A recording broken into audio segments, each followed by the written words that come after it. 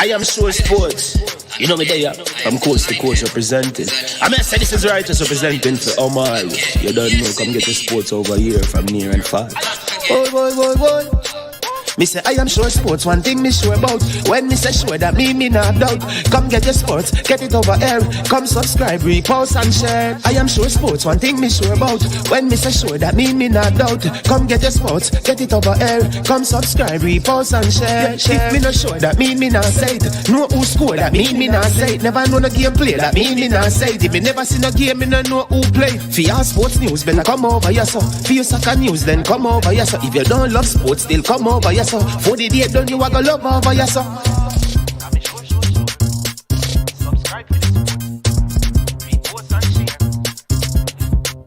So when it comes on to behavior concerning football, Jamaica is decent. I am sure that if we can get all of these things done, set in place by the end of April, it gives us enough time before the World Cup campaign. Not afraid of no Brazil, no Argentina with these crap of players. We are good enough. Remember to like, subscribe, share. Listen, comment. Let me know what your thoughts are. Trick-Nick Jerk Marinade gives your meats and vegetables authentic Jamaican jerk flavor. The spices are directly from Jamaica. Spices like jerk seasoning, allspice, scotch bonnet pepper, fresh scallions, thyme, ginger, and garlic. The key ingredients to a great jerk marinade. 0% sugar and low in sodium. You want to try it? Made up of 18 Jamaican herbs and spices. Add delicious, bold flavor to your next grilling experience. Flavoring sauce, a marinade, basting, condiment, or topping. Trick-Nick Jerk Barbecue Sauce.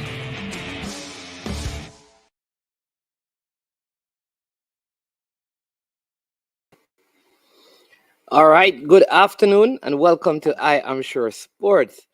I am your host, Maninsman, and I'm extremely delighted today, not just because I have life and I'm alive, but because of the great quality I think our show will be providing for you today, our subscribers and those who watch our platform. Again, welcome to the channel.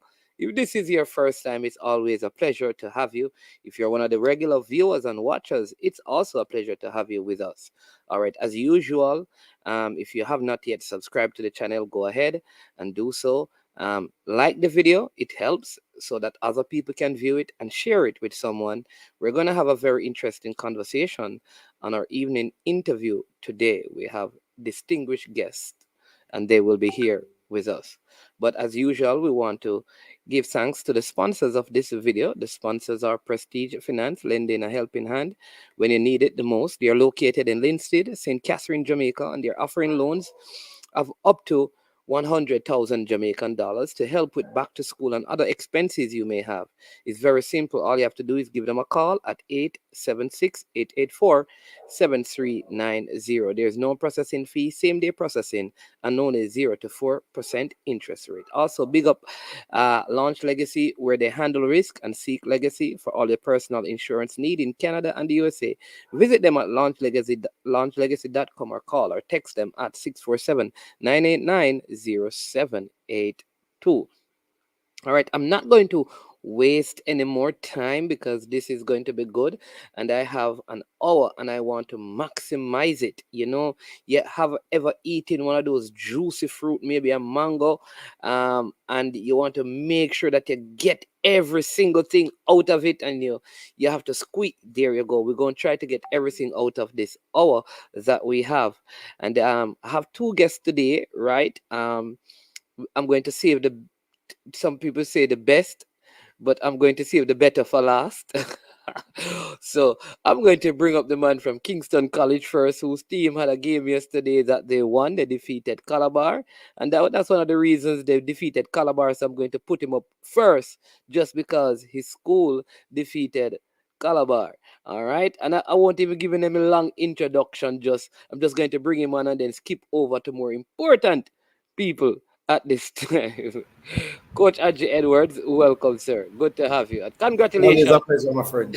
Congratulations on your win yesterday in the opening of the Manning Cup, the opening game of the Manning Cup. All right. And all the best for the rest of the season.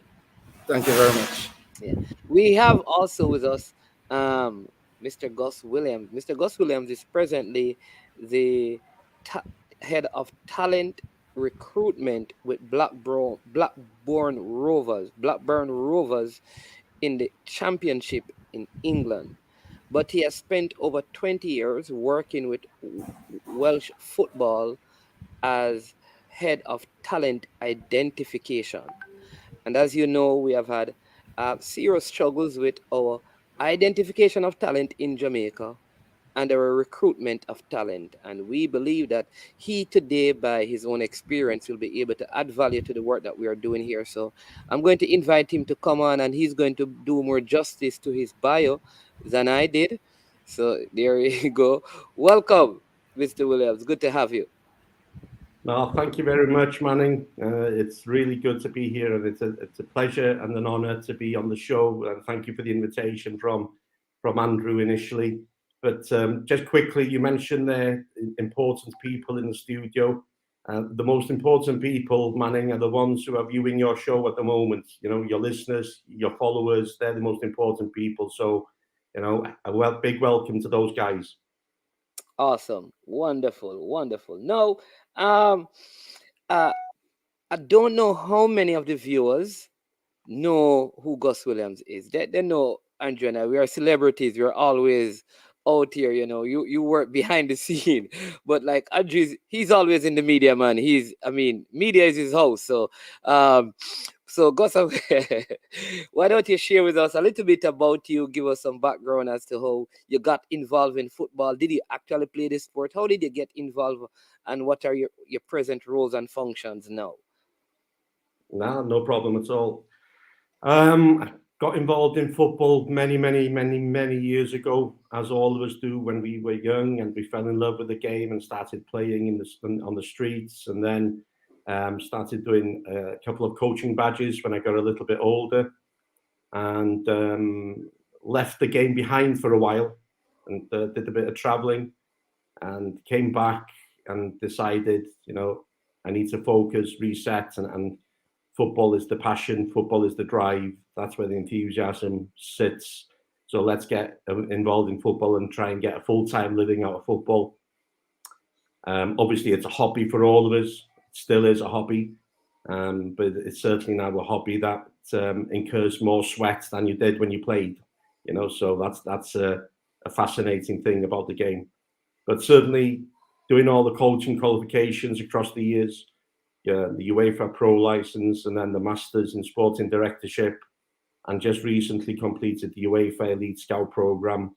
All of these sort of ensure that you're in a better position to be employed within football. And the most important thing is not dismissing the courses, understanding that, you know, the practical and the theory side go hand in hand. Unfortunately, in Wales at the time, we were building a structure. We had football development officers being employed across the country. I was fortunate to be appointed one of them and started working alongside our regional squads. And then all of a sudden, there was a need to have a talent identification program 10 years ago. We didn't have one at that time. So there was an opportunity here to put something in place, put a structure in place, and understood at the same time that it would take a lot of time before we saw the benefits of our labours and see the fruition of our labours coming to bear. A lot of work by a lot of people, good people, has been undertaken. So that's how briefly how the journey happened into that particular environment. Okay, and then you transitioned from Welsh football recently, and now you're at Blackburn. Yes. Rovers. Yes, Manning. Back in the championship. They're in the championship. Yeah, a very good club, great people, great history and traditions, you know, a strong working class area, a lot of similarities to Wales as a nation, to yourselves as a nation, you know, a hard-working nation and a hard-working area in Blackburn. An interesting opportunity to go in. There's a new head coach, a new director of football, a new project, a new model in place, and everybody's got this drive to take it forward and make it happen. You know, have a system, have a model that ensures that young players get opportunities.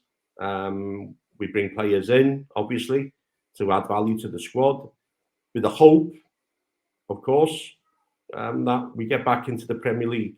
And that's what drives everybody. That's why the supporters come on a Saturday, on a Tuesday night, on a rainy Tuesday night. That's why they come. They want to see Blackburn perform. They want to see the players out on the pitch working hard. Our motto is Arte et Labor, which means by skill and hard work. And that's what you want to see in each individual on the pitch. You know, whoever comes onto the pitch, the whole squad, they've got to show good levels of skill and hard work. And if you can get that from a player, the fans will be happy. You can't ask for more, because we do want to go back to the Premier League. And it's a big challenge. But if everybody's working together, pulling together, and driving towards that one aim, that one objective, it should be achieved. Okay, awesome.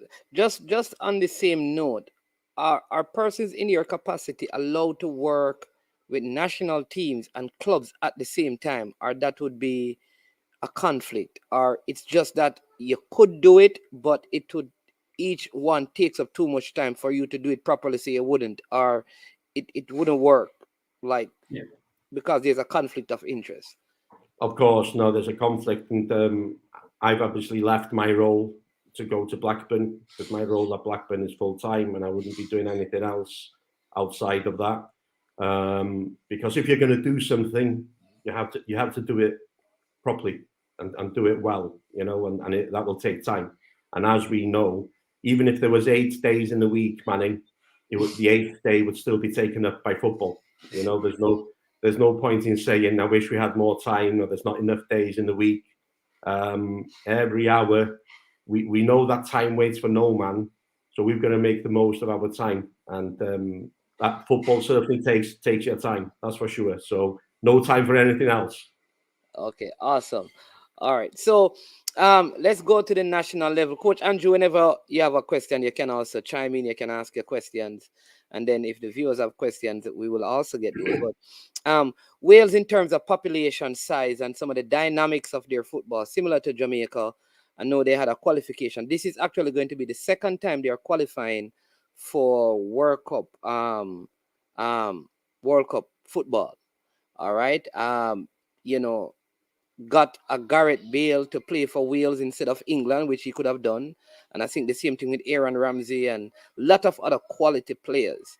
I mean, I want you to help us, because the dynamics are similar in a sense that we kind of try to recruit players and identify players. Well, let me say that we should be recruiting and should be identifying players in England who can represent Jamaica to come and play for Jamaica. And I think, from my view, we have struggled with doing that in a systematic and structured way. All right. What did you have in Welsh football that made it work so you could get the highest quality talent to qualify for a World Cup? And, you know, how you think these dynamics could work in the Jamaican context?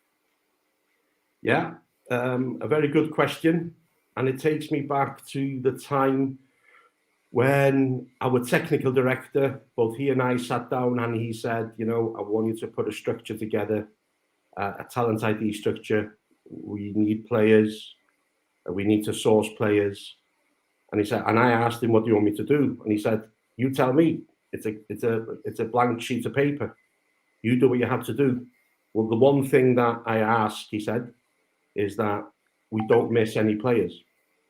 We can't be here in 5 years' time and the player comes to our attention and he's already playing for another nation, be it France, US, Scotland or Ireland or England.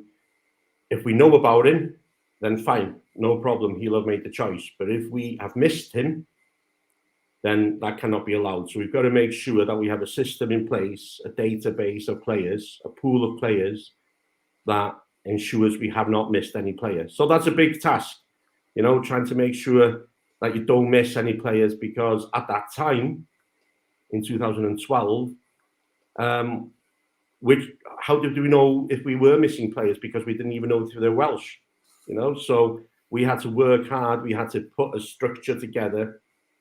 Had to recruit a lot of scouts across the UK, good people who had high levels of goodwill and passion to create playing opportunities for players. So they understood what the objective was. You know, find players who had either been born in Wales, whose parents had been born in Wales, or one of the parents had been born in Wales, or one of the grandparents had been born in Wales, or if the player had been educated for 5 continuous years in Wales before moving across to another country. So a child was probably, as happens in this day and age, you know, because the social demographic makeup of society is very different to what it was when we were young. A lot of people move. So a child might have been educated in Wales for 5 years and moved across to England to live. So the first thing that you've got to do is understand what your resources are, understand what resources you've got at hand, and then build an infrastructure around the resource and start to think a little bit smarter, start to think a little bit outside the box. Understand as well that you are starting to build relationships, and also at the same time recognizing that now you are going to be competing against other countries, and they will understand that as well. So it's going to be very difficult for you to get the actual buy-in of many clubs initially, because those clubs play in a country that have players playing for them, for example. Could be any country in the UK. But what we all appreciate in football, we're all in the game because we want to give players opportunities. We want to ensure that we're in a position to open the door for players to come in, express themselves, maximize their potential, however far that might take them. And as long as we play a supportive role in that process, then job done. So we now identify our scouts. So now you've got to look at, okay. Sorry, is there a number? Can you tell us like what number of scouts you were working with? Yeah. Yes, and this was based on simply identifying the areas we wanted to scout. So we identified 27 scouts, and they were all located in areas of the UK where, for example, back in the 1920s and the 1930s, you know, again, looking at our own history, the makeup of our own history. So coal miners back in the 20s and 30s and 40s would migrate into England for work. There would be coal mining communities across England, the same as there was in Wales, but they would go there and explore further opportunities.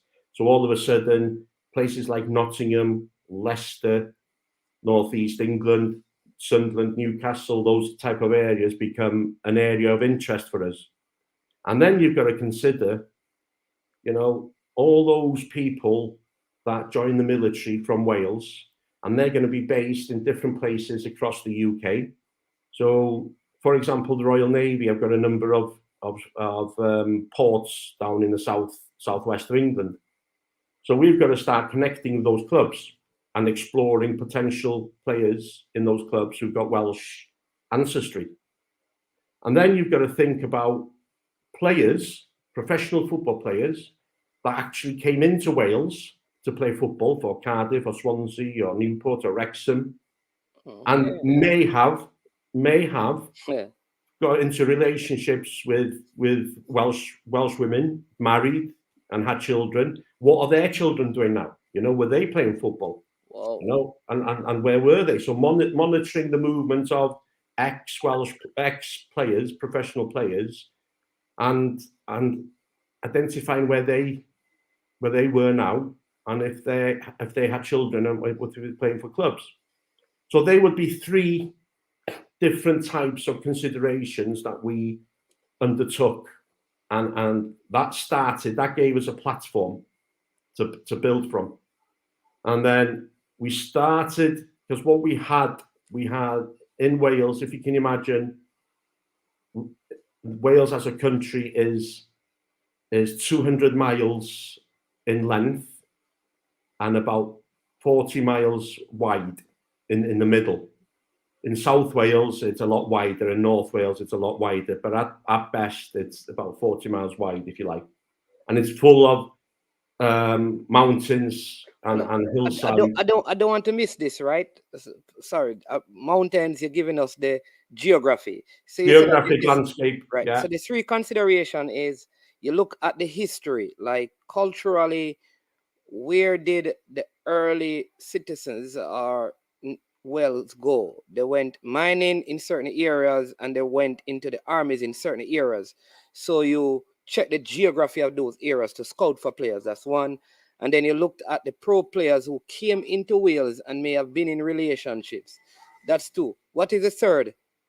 So the 3 were the migration of coal miners into England, right? The migration of young men into the military, whether it be the army or the navy, and the third would be the ex-pro players who came into Wales. Okay, so the coal miners, the military, and the ex-pro players. Yes, yeah. Okay, all right. Right. So you're giving us a geography now about it's the miles and the yes. Go ahead. Yes. So the landscape of Wales, the geography of Wales, it's very hilly. It's lots of mountains, lots of hillsides. So there's very little football in between the North and South Wales. So we had regional camps, 2 regional camps, one in North Wales and one in South Wales. So these camps, Manning, and this is the important thing to remember here, these camps were every 6 weeks, every school holiday. And they still operate now. And we would have those camps for 2 days. And they were for children, for football players aged between 11 and 14. So if we... male and female? Male, it was just male back in 2012. It was just male. Then it became female in 2014 as well. Yeah. And now what we do then is twice a year, I would send an email to all the clubs, all the football clubs in the UK. So in 2012, we engaged. By that time, we were engaging with 26 clubs. And when I say engaging, we had players from 26 clubs who represented Wales at different age groups. Okay, so if you keep that one in your mind for a minute. So what we did in 2012, once we'd established what areas, once we'd established how many scouts, I then would contact the clubs, send them an email, and ask them if they had any Welsh players on their database. And if so, if they could share the names with us, and we could go out and see them play. So I sent out to 92 football clubs, all 92 football clubs in the English system. In the UK, from all tier, from the Premier League all the way down. Wow. Yeah. You email all 92 clubs. Yes, yeah. So email them all, and maybe I have response from 10. And if I get a response from 10, which was about the figure, then fine, that's fine, because it's something new. It's something new. It's 10 more than we had before. Yeah. So we start with going to see those players, and we bring those players into the system, those 12, 13-year-old boys. So all of a sudden, if you can think about this now, it's like a domino effect. So Andrew has come into our regional camp, and Andrew's parents are watching him play on a Saturday for let's say, Nottingham Forest. Then all of a sudden, Manning's parents, who are standing with Andrew's parents at the game, are asking Andrew's parents, how did you get into the Welsh system? Because Manning's got a Welsh grandfather. So now, Andrew's parents are saying to Manning's parents, contact Gus. He's the person responsible for the trans identification. Oh. And so that's another way. Okay, so people talking, the grapevine, you know, Right. and the grapevine is big in football. So all of a sudden, parents start seeing other boys going into the system, and they know, but they haven't shared it with the club, that their boy is eligible for Wales. So we bring the boy in. So we start growing now. We start growing. We're bringing players in away from Wales. You know, we had a player in from Scotland. So when we get those players coming in, and this is in the first couple of years, we start sharing information with the social media, you know, and we didn't share much because the parents would be sharing everything because they're very proud that their child has been selected to come to a regional camp. And remember the key thing here. This is a regional camp, not a national camp. Our national camps don't start until the boy is at U15s, U16. So these were all 11, 12, 13-year-olds. So all of a sudden, when these players come in, it's important to share with the parents that our ethos, our one and only ethos, is that the child enjoys himself. Nothing else. You know, they enjoy themselves. That as long as the child goes away having enjoyed themselves, that's the key thing for us. So it's important then to get that feedback from the parents. And I used to say to the parents, the only thing I can guarantee you is that the child will enjoy himself. And then the feedback I'm getting from the parents on the second day, you were right. They really enjoyed themselves. I know, I said, because they're here today. They wouldn't be here today if they didn't enjoy yesterday. So all of a sudden, they go back to the club and they sell the story. They sell the story to the club. They speak to their coaches. What was your experience in Wales like? And the boy will say, really enjoyed it, because that's the feedback we have done from the club. Thank you very much. You know, he really enjoyed it. He really enjoyed his time. Then the coaches, those relationships start to build. Then you engage with the coaches, you engage with the club, and you give the club the opportunity to come to the regional camp to see what's happening. Come in, embrace the moment. You know, don't be an obstacle. Come in, let's embrace the moment. So all of a sudden, in 2014, we're playing in the Victory Shield, which is the tournaments as it was then between England U15s, Scotland U15s, and Northern Ireland U15s, and Wales. It's all the four countries in the home nations, you know. And we win it. And we hadn't won it since 1964. And all of a sudden, sorry, Manning. Who are some of the standout players in that team, if you remember any? Well, you've got the likes of Ethan Ampadu. Oh, yes. He's a Chelsea player. Yes, he's a Chelsea player. He played in that team a year younger than because he played the following year as well. He played a year younger. And then you had players like Ben Woodburn, another player who was at Liverpool at the time, and he's now at Preston. So all of a sudden, we're beating England. You know, players like Trent Alexander, who was playing for England that night when we played them. We're beating them 1-0. We're playing Northern Ireland, we're beating them. We're playing Scotland, we beat them. So we won the event, and then the following year, in 2015, with another age group, we retained the trophy. We do the same again. You know, so all of a sudden, the work that we started in 2012, you're starting to see it shaping itself now, manifesting itself into starting to win little tournaments, you know, that historically we were part of and never really competed in. And then in 2016, we became runners-up in that event, and that's a milestone for us. That's a measuring point for us in terms of our development of our players. That particular tournament. So 2016. In 2015, you've got Harry Wilson, who makes his youngest player in Wales to make an appearance for the Welsh senior side at 16. And then in 2016, we qualified for the Euros. And you see a couple of the younger players coming through in there. So the story continued.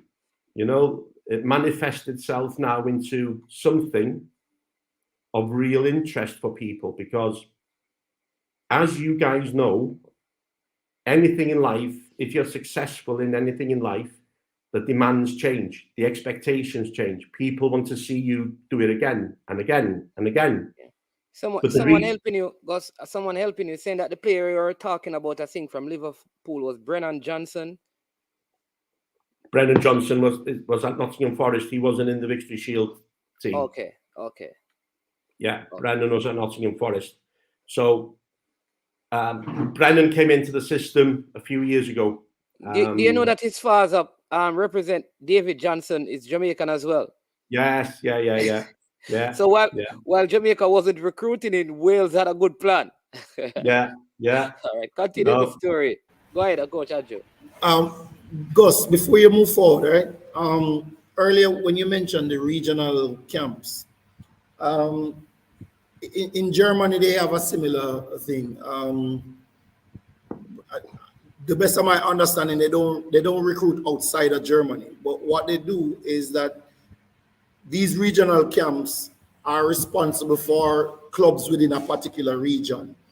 And then they scout these players and invite them to these regional camps, just as you said, probably every 4 weeks or every 6 weeks for 2 or 3 days at a time. They go back to their clubs, and it's a relationship whereby there's a sharing of information. So the club coach and the regional coaches are in constant dialogue about the profile of the player, the development of the player, the work that is being done with the player and for the player. I'm bringing all of that up to say that recently there has been some discussion here in Jamaica about talent development, talent identification, etc. Now, I had proposed to the JFF when I was on staff there that we adopted that approach that the Germans have. So in Jamaica, we actually have 4 regions in terms of how the football is geographically set up. All right. Now, if you are familiar with what I'm saying, because in Jamaica, we like to put the cost of doing things as an hindrance to execution.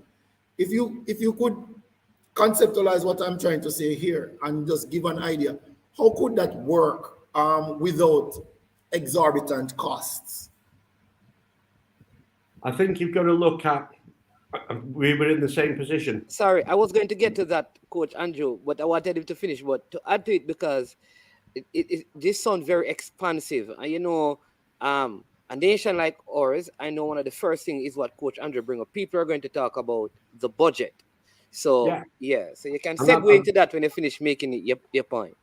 No, that's fine. I will certainly come back to that, Andrew, because it's something that we have found as a challenge as well. Budgets, it's the same. Don't worry. It is the same. I'll come back to that.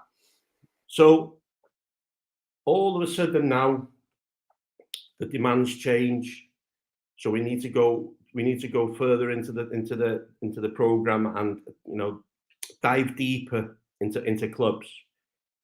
And what the Premier League they have tournaments. Every so often they have tournaments. They bring the clubs together. So we would send our scouts to the tournaments, and we would view the games, and we would get names from the. So, for example, maybe we're only able to pick up on the first name, the Christian name of the boy. So we would collate a list of names, and I would send the names back to the club. Can you check if any of these have any ancestral links to Wales? And maybe out of the 8 names, maybe we'd have 1 that was a positive. So great. All of a sudden, we can bring that 1 player in. So we continue with the regional programme, and then we continue with the Victory Shield, and then again in 2020, between 2016 and 2020, there's a big transition. So out of the squad that went to the Euros in 2016, in 2020, only 5 remained. So new players came in that had come through the programme. So now in Wales's senior side, the first team national squad, 85% of those players have come all the way from the programme, from the regional programme, all the way through.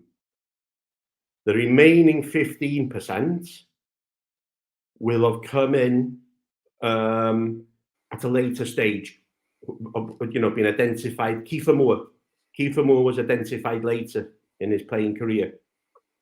Sorba Thomas was identified later in his playing career.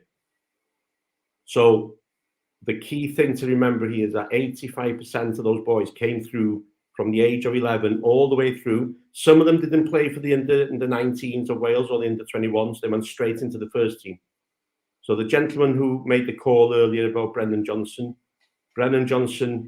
came in, had a couple of appearances in the younger age groups, and went sort of straight into the first team environment, if you like, amongst other players. Ampadu being another one. Ampadu has got 35 caps, international senior caps, and he's only 21. And the other thing to remember here is we did a piece of research on what does it take, how many caps should the player have when he makes his debut for the senior national side. So when a 17, 18-year-old from the top teams in Europe, those 17 and 18-year-olds who've made their international debut for the first team, how many caps did they have? How many exposures did they have to international experience before they were ready for the first team? Those talents, if you like. And most of them had caps of 40 caps, an average of 40 caps that they've got when they were playing for the national squad under 15s, the under 16s, the under 17s. So from that, we then try to get more games for our under 16s and under 17s so that they get exposed to international football more often, so that they're ready if it comes calling to go into the first team. So going back to your point, Andrew, about finances and budgets, because that has played a part all the way through the programme, the regional programme and the national programme. So we've got to think a little bit smarter. That's what it's all about. Thinking smarter, thinking a little bit outside the box, as I mentioned earlier. So let's not look at budget as being an obstacle. Embrace that again. Let's look at it from the perspective of, okay, what can we afford? If it's a one-day regional camp, then so be it. We'll start with a one-day regional camp. How often can we do it? What staff do we need? So it could be a minimal amount of staff and people having to do 2 jobs. It could be in the beginning. The important thing is getting it started, getting the program started, getting the buy-in, seeing the successes, seeing it build and manifest itself into something successful. And then you then have the buy-in of the federation board members. The federation board members will start to see that the fruits of your labour are coming through the program, and all of a sudden gaining the support of those particular people to start pushing the program further. But all you've started with is 1 day, and that's where we started. We started with 1 day.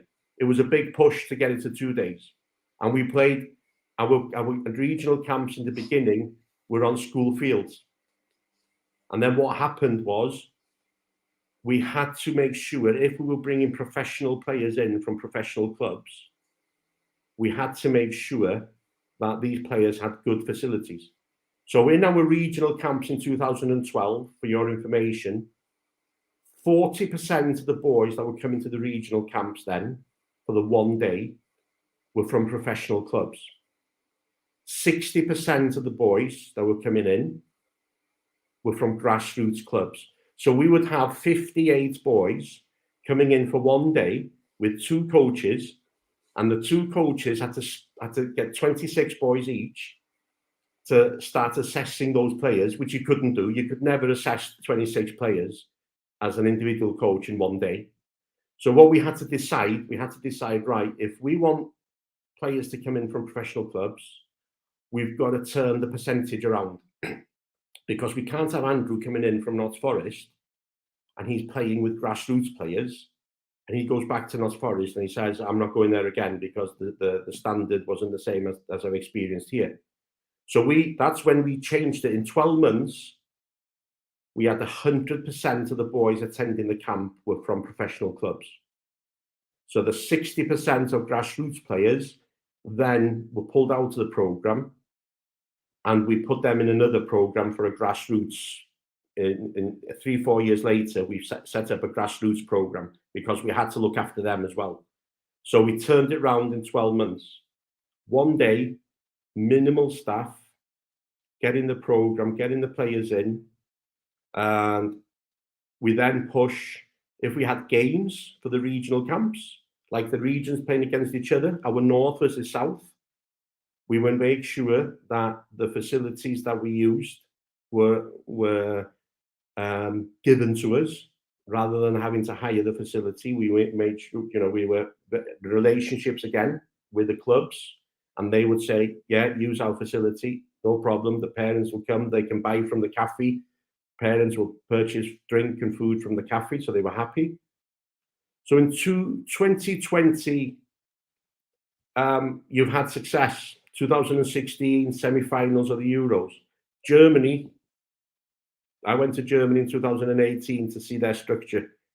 A good friend of mine, Christopher Clemens, he headed up the scouting department, and Germany allowed us to come in because of the success we'd had in 2016. So I went, visited, and exactly what you're saying, it's superb. A country of 78 million people. They don't have to look for players outside the country because they've got enough in the country.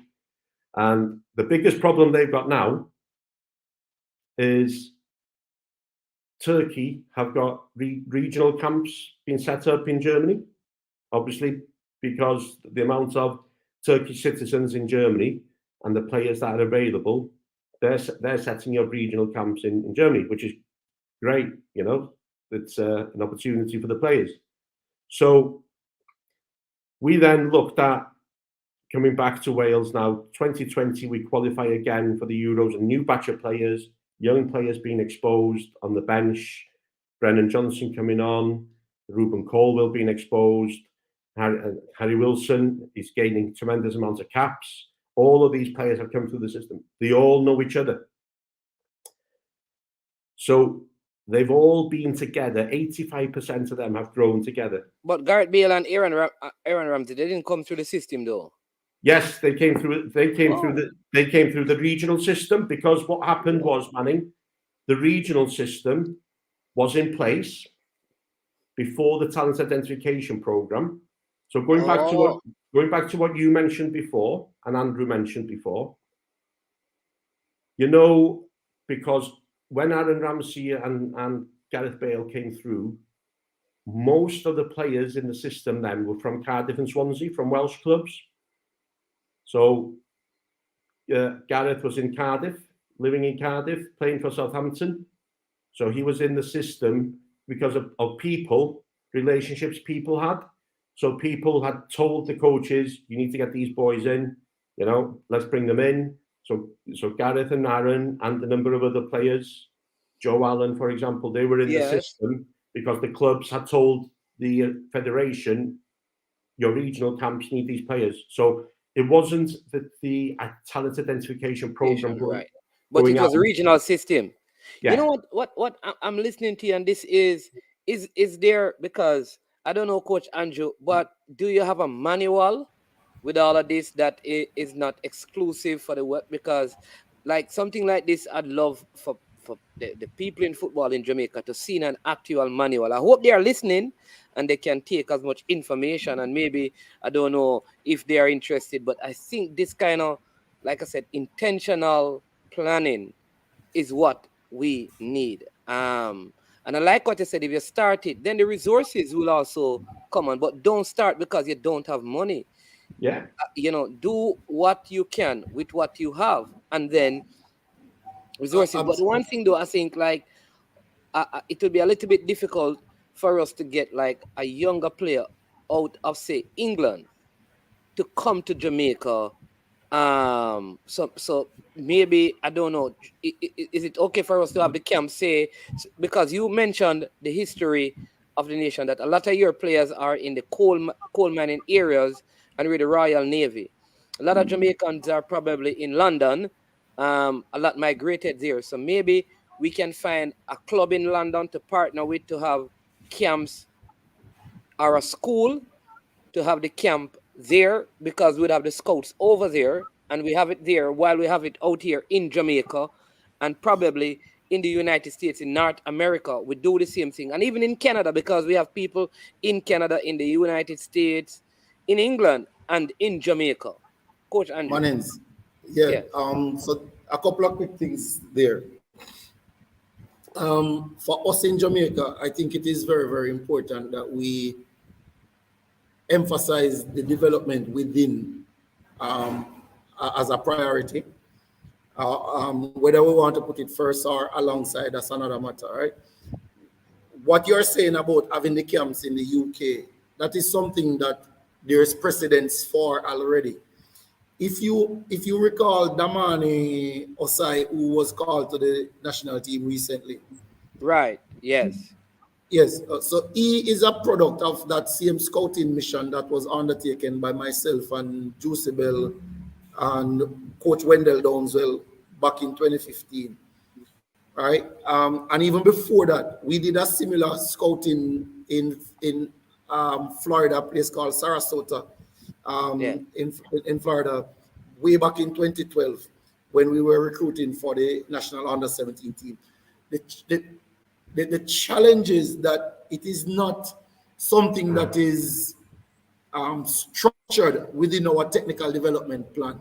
And you know that, okay, this scouting exercise is going to be taking place 2 times per year at X venue in Atlanta, at X venue in New York City, etc. All right. Now, look at it another way. I know people personally who are doing this exact scouting exercise for countries like Trinidad and Guyana in the United States. The last time I spoke to the guy, he was actually doing one in Atlanta and one in Washington, D.C., probably about 6 months ago, right? So, and I know from my time working at the JFF that there are Jamaicans in the diaspora who are not looking for a salary per se from the JFF, right, to do this kind of work. Equally, when we are talking about locally within our shores, my very, very first assignment with the JFF would have been an appointment by Bora Milutinovic when he was coaching here. Myself and Donovan Duki were appointed as coaches for Eastern Confed. So our job was basically to scout under 20 players in Eastern Confed, and we weren't paid for it. Yeah, I mean, the most we were paid was travel whenever we were invited to the JFF for training sessions and that kind of stuff. So there is some precedence, and I think what will be required really now is for the leadership to be put in place to coalesce all of that resource that is there, untapped resource, and put it to use. Yeah, I agree. But what I like with what Gus is saying, though, that I feel if I go to the Welsh Football Association, I could take up a manual with all of this written out as a structured plan. But I'm saying that what it sounded like we were doing is that a person is here and we're doing some recruiting, but there's not a strategic step by step. Like what when he speak up, because he said they wrote to all 92 clubs. That's from the top tier all the way down to right. We don't have that. So whatever recruiting we're doing, we don't do that. He also said that out of that, they got 10. But that's 10 more than they had before, right, Gus? These are the things he said. So right into all 92, don't even mean that all 92 or half are going to respond. But if 5 respond, then you have something to work with. To work with. Right? They have 27, and you can correct me, Gus, 27 scouts spread out all over the place. Now, I do understand that the geographical borders of Jamaica, but our geographical borders don't limit our potential or our resources. All right. And while I agree that there must be this local development, the regions, the North Coast, the South, the West, and the East, totally implant. I think, though, that it is not the local talent that we are missing out on. I don't think we're missing out on local talent. We are. I think we're not developing our local talent, but we see them. It's important. Sorry, Manning. It's important to know as well. I haven't mentioned, and please forgive me, I haven't mentioned the scouting that was happening in Wales. You know, that was a normal, natural thing to happen. What was happening in Wales at the time was in place, if you like. So we knew who the players at Cardiff were. We knew who the players at Swansea were. We knew Wrexham. We knew Newport. What we didn't know was what was outside of our being, our nation. We didn't know. And what we needed to know who was outside our nation to make sure that we didn't miss, and they didn't miss an opportunity to come into the system and represent and get national honours. But we already had within Wales, most out of the 27 people I've referred to there, most of them were located in Wales. So there was 11 located in Wales alone. So the others were scattered around the UK. And also remember, these guys, and I mentioned at the beginning about goodwill and passion, these guys were doing it for nothing. They were only having a mileage in terms of their travel. That's all they were getting. They weren't getting a salary. They were casual scouts who were going to games, and you had to locate them strategically. You had to make sure that you had more in the Midlands than you did in the Southwest, because there's more clubs in the Midlands. So you had to think again about how you located these individuals. And also, it's worth noting, you know, that now we started off engaging with 26 clubs in 2012. That's how many clubs we had coming in, players coming in from different clubs, 26 in total. Now Wales have players from 86 different clubs that have been in the system at one stage or another, whether they've come into the regional camps and didn't go further. But that's purely because you're constantly engaging, you're constantly communicating with the clubs, you're constantly working with the coaches, you're constantly exploring new clubs, new avenues, because people in football change. New coaches come, and you've got to start a relationship again, and you sit down and you share the information about the player, like you said, Andrew. You share the plans. This is what he does with us. Okay, how can we help you develop him? And vice versa, how can we help each other? And the interesting thing to remember here also as well is what we did in Wales, and we still do. If a player comes into our camp at under 15s and they play 2 games in 10 days, let's say they play against France, okay? So Andrew and Manning have come into our camp. They've been selected. They've come in from Newcastle and Brighton. So Andrew will start the first game. Manning will be on the bench. The second game, Manning will start, Andrew will be on the bench. The team that finishes the first game will be the team that starts the second game.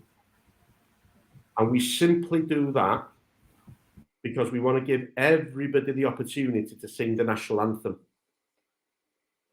So when you're standing there singing the national anthem... This is under 17, right? 15.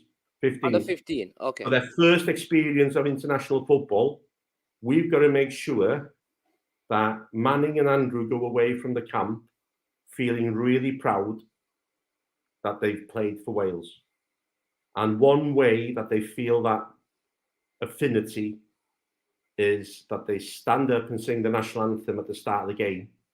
Because the thing is, guys, they may be international players under 15s, but they may not go through the system and they may not ever play professional football. But there's one thing for certain: when they're sitting at home, when they're 25 or 30 and they've got young children themselves and they're watching Wales play football and they see the national anthem, they can say to their child, I've done that.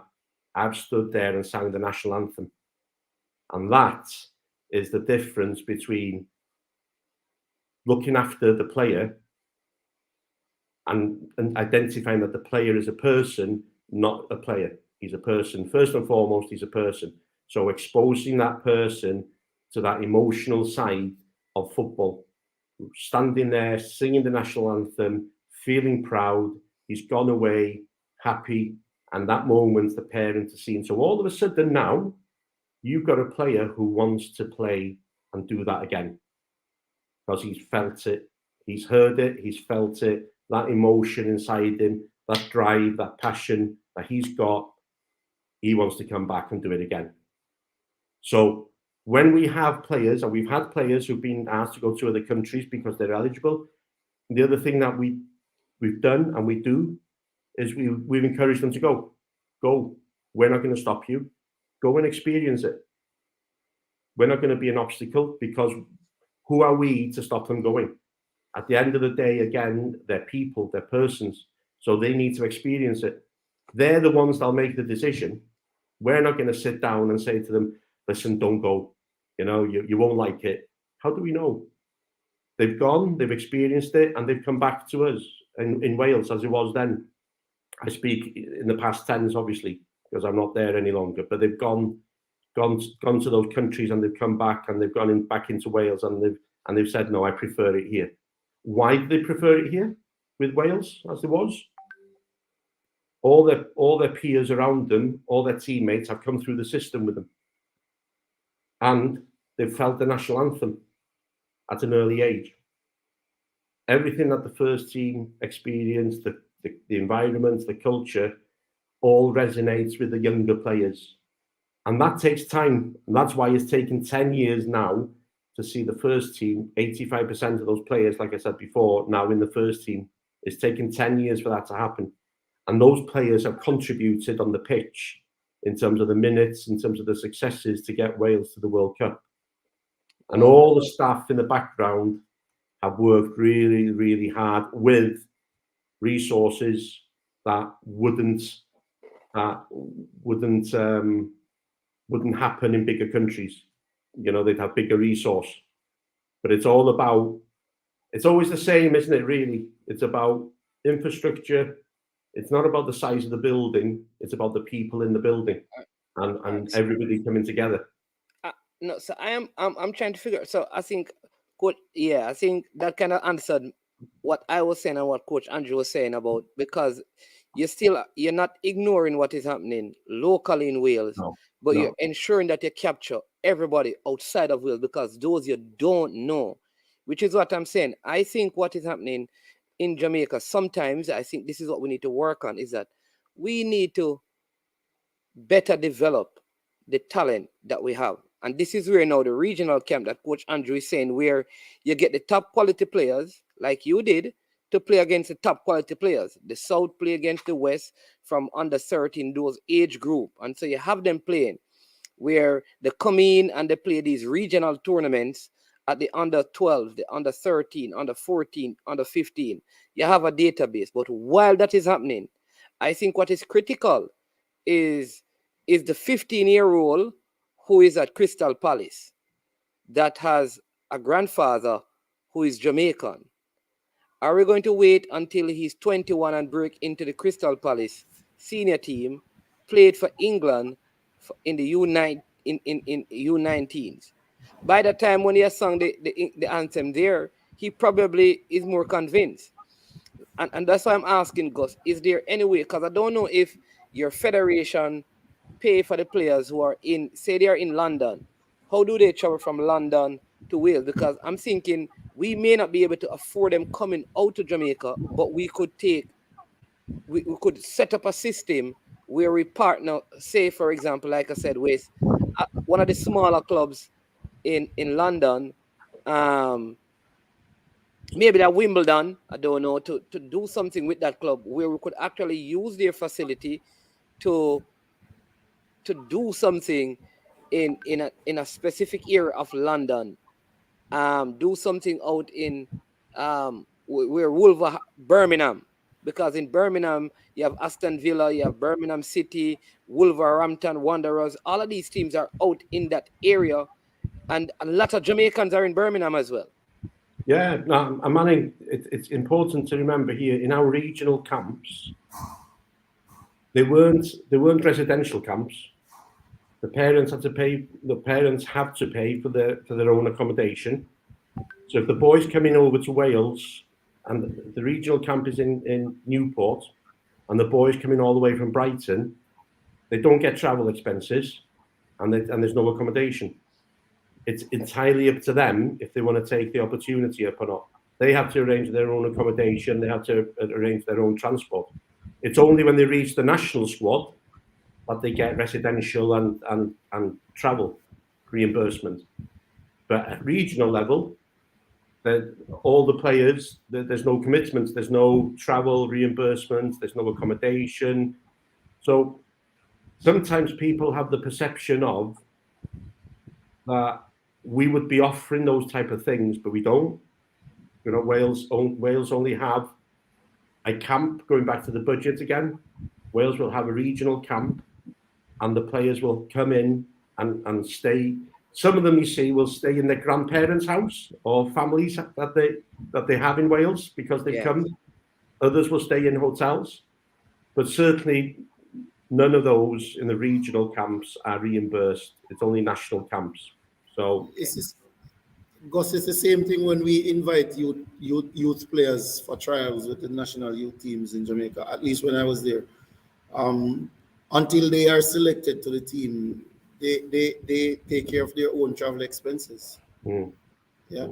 And just to say that what I was saying, Mannings, and I think you came around to understanding, but just for the benefit of others, it's not that we're saying one ahead of the other in terms of local and overseas or one either or. I think it is a case of both can go together, and it is necessary for both to go together as well. Yeah, no, without doubt, and that's, you know, we knew Wales was okay. You know, the structure there was fine. What we needed to know now was what was outside, and that's what we did at that time was build on what was outside. They need to sustain that now, of course. They need to do it and continue to do it. That's for sure, because they've had a lot of players come into the system from that program. But never forget what's on your doorstep. As long as you, what they say, nail your back door. Make sure that you know what's on your own. In your back garden is nailed in. That's your country looked at. Then you look further afield, and it's working then two together, working in parallel. Yeah. And I'm sure, Manning, you know, Scotland had regional camps in England a couple of years ago. They used to have them every 6 weeks on a Wednesday night or a Friday night. And I think Northern Ireland, they have camps. Something similar, just for one day. They have it for an age group under 16s, under 17s, once every 6 weeks. I think there's always scope. How many? Let me ask the question. How many coaches in England have Jamaican ancestry and would be happy to work for the JFF in England and set up the regional camp for you? I'm just thinking aloud, you know, throwing out questions. Because that's a very good question, which is what I know different persons have suggested. So these are players, former players who are in England. Ricardo Gardner, Ricardo Fuller, you have Darrell Powell, Darrell Moore, Paul Hall, Dean Burton, Marcus Gale, Michael Johnson, Joby McAnuff. There's plenty. Plenty. There's plenty. I mean, it's about engaging with the people. You know, it's about the biggest resource any country has are the people. Unless you ask the people, are they willing to do it? Are they happy to do it? What do they want in return from it? You will never know the answer. So there needs to be engagement, communication with people. We would never have had scouts carrying out work for Wales if they needed paying.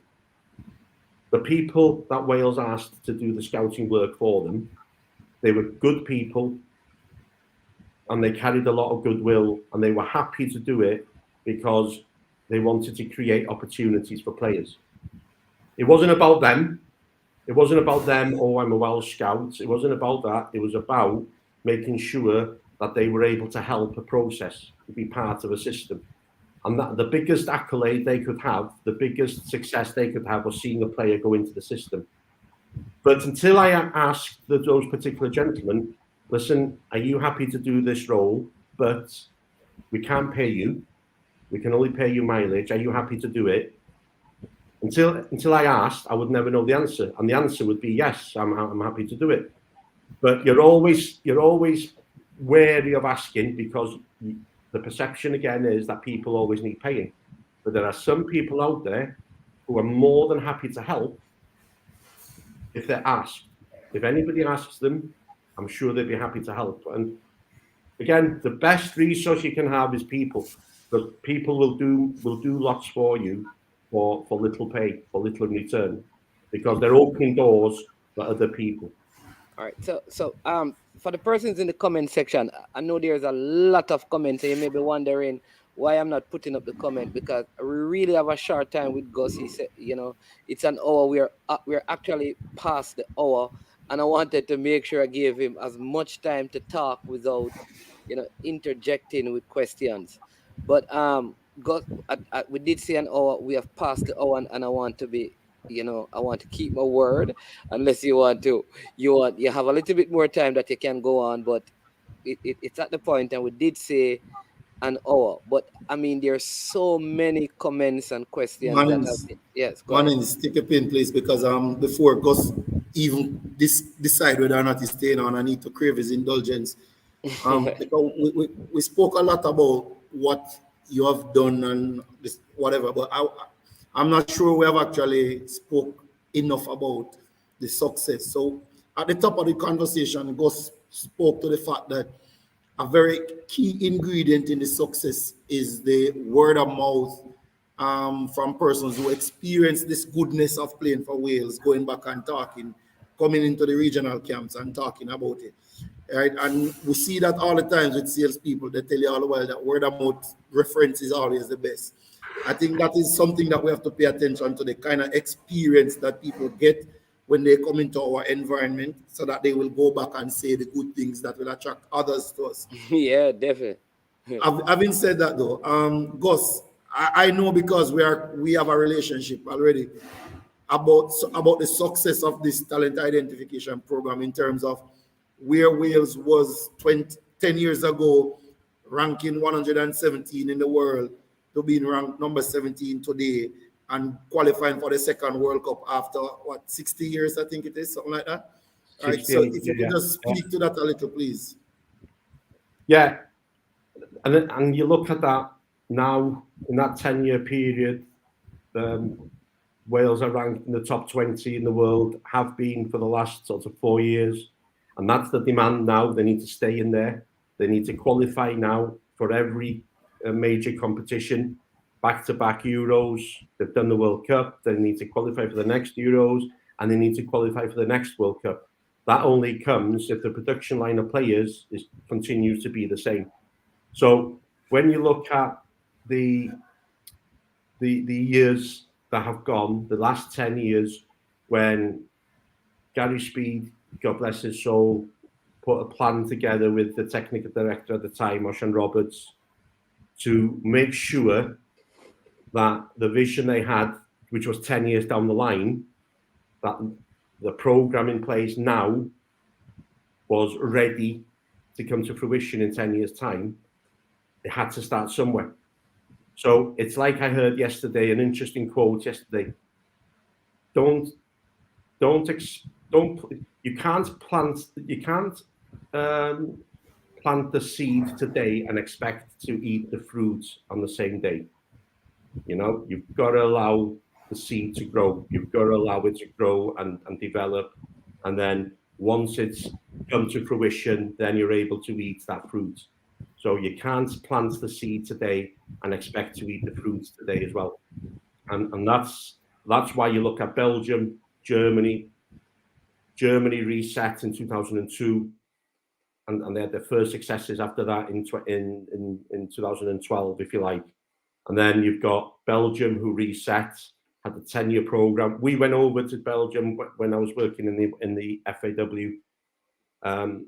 You go over and you look what other countries are doing, and they had regional camps being set up, linked to schools, working with schools. They were linked to schools, and all of a sudden they've become that second in the world rankings now. They were first for a number of years. A program, a structure, a philosophy that you believe in, a process that you believe in, and an understanding by the individuals in the federation that it's not going to happen overnight. It will take time, and we will experience some challenges, but don't let the challenges be a barrier to achieving the objective. You may lose the battle on one occasion, but it's about winning the war. You know, so that's the journey. Will always have its ups and downs, whatever the reason. Maybe there'll be a poor pool of players one year, and people will say, and it's the same as a club. People will say, "Oh, our under-13s this year and the best. They're not the same as what we had last year." Well, they're not the best. No, we accept that, but we've got to work with what we've got, and we're not going to get all of them through into the national squad. It's our job to get one in per year. That's success, getting one in per year. And that was the objective from the program. The technical director said to me at that time, if we have one per season, Gus, coming through the program, job's done. We're done, because we're building a team, building a squad. We're not bringing a team through. You'll never be able to bring a team through. It never happens, not even in a club. Even the class of 92, there was only 5 of them that came through from that particular team, you know? So it's infrastructure, and it's about having the right people in the right jobs, coming together, believing in what the vision is, the requirements of the vision, accepting that everybody will have an opportunity to share knowledge and experience, embracing people's ideas. The fact that you've got a title, whatever the title might be, doesn't mean that you've got the best ideas. There are people in your group that will have ideas that will make it work, you know, because they've experienced it before. Bring those people to the table. Let them add value to your program. Bring those individuals in. That's the key thing. And making sure, like I said 2 minutes ago, there are no barriers. You can overcome those barriers. There are always ways of overcome those barriers. That wall I've got behind me here, as you can see, that wall behind me, that's obviously a virtual wall. I only need to click a button here and that wall will be demolished. So that's no barrier for me. I'll just click a button and that wall will disappear. So no barriers, you know, just embrace everything. Yeah. All right. I know we're past time. I don't know if we'll ever have you again. I hope we can, because man, we need to get an next hour of this. This is so much information in such a short time. So I hope we can get you back on the program. The people are saying that keep going, Gus. I see keep going, Gus. But as you know, it's a little bit late where Gus is at. We're on 2 different time frames. But have you just a final question, and then you can go, right? Have you ever recruited seniors? And I'm asking that because we are doing I don't think we're doing the best job, because I'm just thinking, like, even in the United States, as an example, we have so many Jamaicans in the state of New York that we could do the camping there. We can do it in places like Florida, because there's vast Jamaican connections in those areas. All right. But what happens to us is that I think we normally go after the players when they have been developed through the systems in those places. Meaning, like, their names out there. There's like an Ivan Toney who has connection to Jamaica, Damarai Gray. All right, these players that do have some connection, Ben Godfrey and Mason Holgate, all of these players, they could. But it seemed to be a very difficult thing to get them when they have passed a certain age and are playing in the Premier League, because the players, I think one, England is looking at them, and they also believe that this is now their professional, they have made it professional, and I think they also think, you can help us with this, if I play for England, my value probably is going to go up if I play for England. If I play for a Jamaica or some other country, well, you know what? Who will really see me?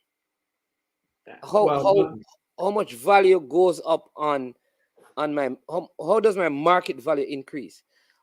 How have you ever had those situations where you actually, someone missed the recruitment process, they became a senior, and then you had to try to, like, wrestle, I would say, I don't know if that is the right word, to pull them from England, to pull them from Scotland, to pull them from Ireland, to pull them from Sweden, one of those other countries, to pull them, yeah. Yeah, no, it's a couple of things to remember here is, again, it's about the person. What does the person want?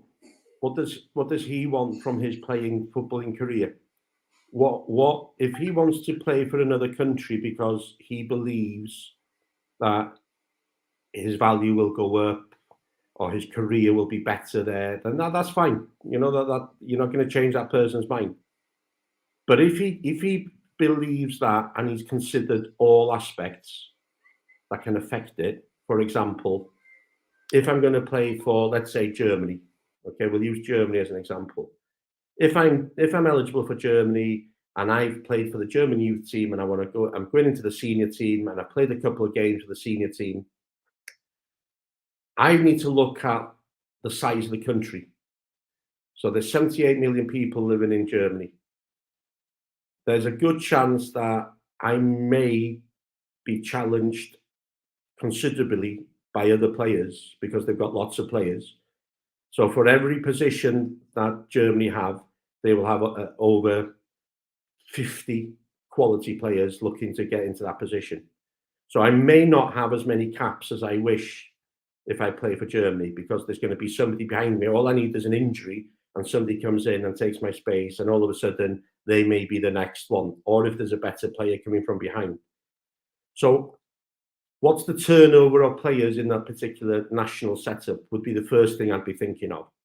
So if I was thinking of playing for Wales or Jamaica, I'd be thinking, right, what's the playing pool that Wales have? Well, it's not big. It's bigger than it was before, but it's not big. So I've got a good chance here of getting good amounts of caps, international caps. In that position, I'm pretty strong. There's no other Welshman, so there's a good chance I'll get over 50 caps. So that will incur value in itself for that player. It's not about what country they play for, really, because they're internationals. So they'll get value because they're an international anyway. What they've got to consider is how long they want to be in that international setup. Because once you've had 3 caps, or 4 caps, once you've had 4 caps for a country, let's say Manning's had 4 caps for Jamaica and he's never selected for that squad again. Maybe there's a new manager that comes in and he doesn't like Manning's style of play. But Manning's eligible for another country. You won't be able to play for another country because you've done your 4 caps for Jamaica. You're done. It used to be 1 cap before. So we had a player in the UK 20 years ago, and he came on the pitch for a country for literally half a game, and he never got selected for that country again, but he was eligible for Wales. But we couldn't select him because he'd already played half a game for that country. He only had one experience of international football, but we could have given him good 10 years of international football. So, but the rule has changed now. If you've got no more than 3 caps and you haven't been selected for that national squad for a minimum of 3 years, you can change allegiance. Okay. So you've got to consider what you want. Where's the biggest competition? Is it going to be playing for the big nation, or is it playing for your small nation like Wales, for example? Where am I going to get more exposure? And remember, by the way, a country like Wales at this moment in time are qualifying for tournaments. And they've managed to start. That didn't happen 6 years ago, but they've started to do it. And once they've started doing it, they need to keep doing it.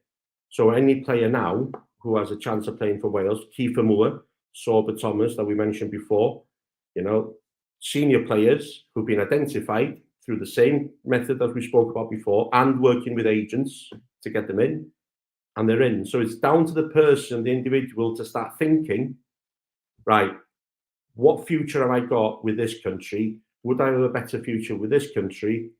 Am I better going here, or am I better going there?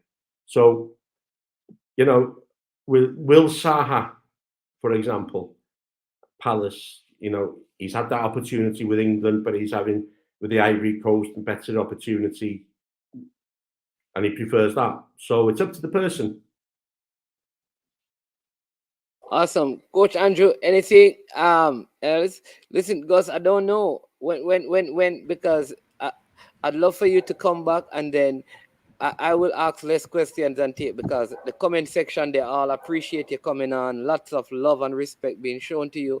But I know that when you're gone and they see me, they're going to cuss me out and say, you didn't put up my question, you didn't ask my question, you didn't all of that. So, they're just being nice now because you're here. You understand me? No. But when you're gone and I'm here all by my lonesome, they're going to say, man is man. But I had all of these questions and you never asked Gus to answer one of them. So we want to know if there's sometime in the near future that, you find some time, you can reach out to us. We'd love for you to come back, and that time will allow some of the persons. No, thank you very much, gentlemen.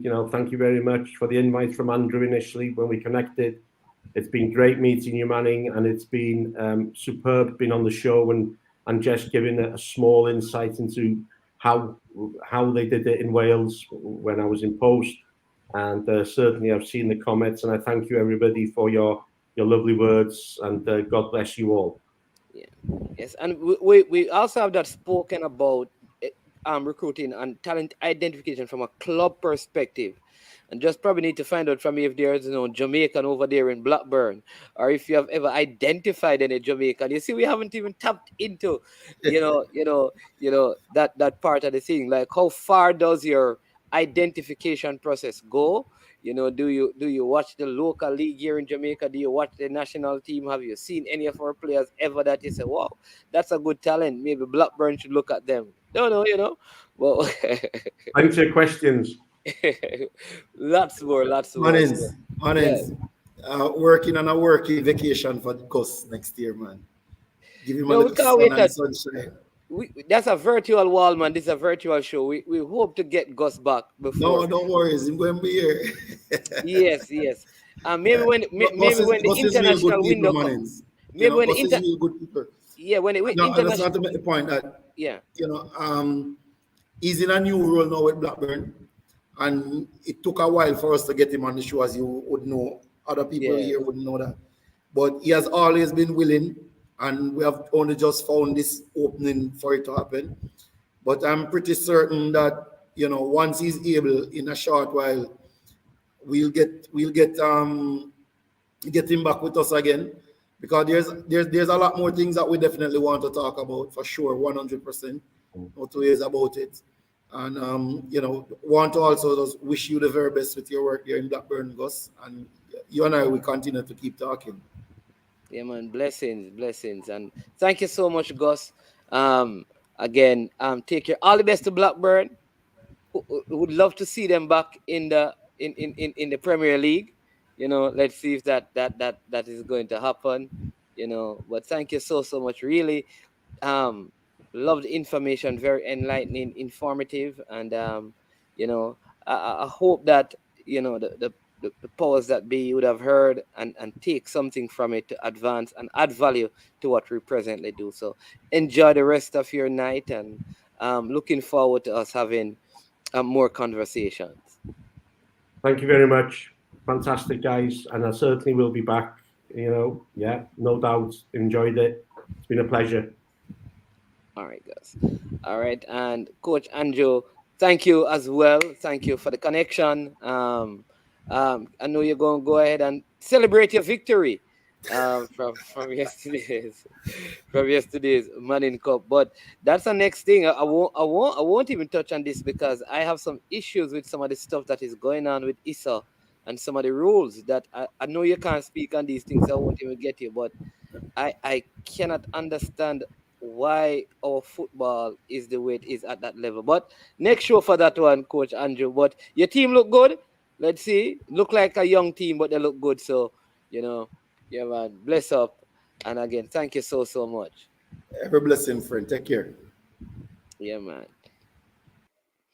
All right. So, subscribers, viewers, thank you so much. I am grateful for your patience today. I know you didn't get your comments up, but I hope you understand that we're working with a time frame and we wanted to get as much information from our guest,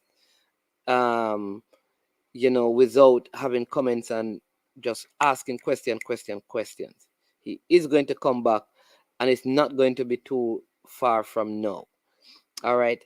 Listen, enjoy your Sunday dinner.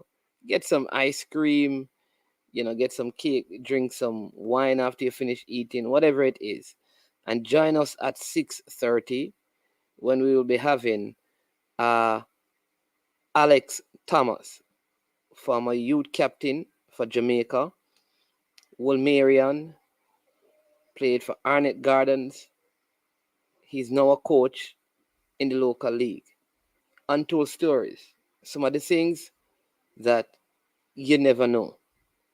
We're going to have him. Thanks to every one of you. Eagle Republic, Chris Wayne, Michael Garden, Ryan LLC, Extra. Bless up yourself, bro. I'm here, man. You're too busy, Ryan. This gym thing will keep you too busy. All right? Yeah, man. Michael Garden, El Granero. Think that is Gunner's boss. Bless up. Behave yourself and stop giving problems. Jason Clausen. Bless up. Brian Brown, respect. Chris Simis. Bless up as well. Fresh God, who was in the house from early. Boss Thomas. Yeah, man. Thanks for joining my brother from long time. All right. So all the persons who Dre Anyways, I was also here. South Cry. Yeah, respect. Siobhan Peart. Blessings, Respect every time, man. Respect every time, Siobhan. All right. I may not have gotten all the names. Please. Chris Roman. Yeah, he was here as well. M10 Football. Baggio. Ricardo. That is. Yeah, man. Bless up yourself. Richard Stewart up and running. Triple E was here as well. Dave Stone. LFC. One Liverpool. Jason. Yeah, man. All of you people, thank you so much for tuning in. And for those who never made a comment, we also appreciate you. Again, join us. Theo M. Theo, bless up. Respect. Join us again at 6:30 when we'll be doing our Untold Story series. All right. Christopher Carroll, man of God, bless up. Lot of love, lot of respect to you all. I am Manizman. This has been I Am Sure Sports. And when we get to this point, we normally say we are over and we are OUT out. Yo, watch your bad dog, SK New Erdis, the body out there, Sniper King I represent for I Am Sure Sports. You get to me, I say, when you want the latest news and sports and updates and all of that, check out I Am Sure Sports. You know the thing goes in. Remember, cover the whole island. Remember Kingston, Westmoreland, Galchester, Ocho-Race, Galtigo Bay, everywhere. I Am Sure Sports, check it out for the latest news and latest updates. Sniper King I represent. Where them feel like, yeah, someone on for the food from young, from we there, you need height. I Am Sure Sports. Yeah, dog.